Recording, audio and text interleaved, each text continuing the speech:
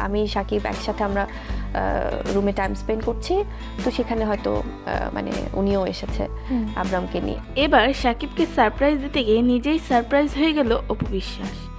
এবার মাঝরাতে সাকিবকে সারপ্রাইজ দিতে চুপিসারে তার বাড়িতে যান অপু বিশ্বাস, যেখানে রুমে বুবলি ও সাকিব তাদের ব্যক্তিগত সময় স্পেন্ড করছিল। এবার কি হাতে নাতে ধরা খেল সাকিব?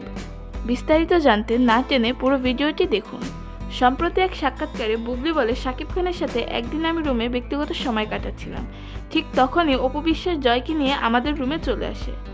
উপস্থাপিকা আরও জানতে চায়, অপু বিশ্বাস টিভি স্ক্রিনে সবসময় আপনাকে ছোট করে কথা অপমান করে, যখন তার সাথে আপনার দেখা হবে আপনি তাকে এগুলো সম্পর্কে কিছু বলবেন কিনা?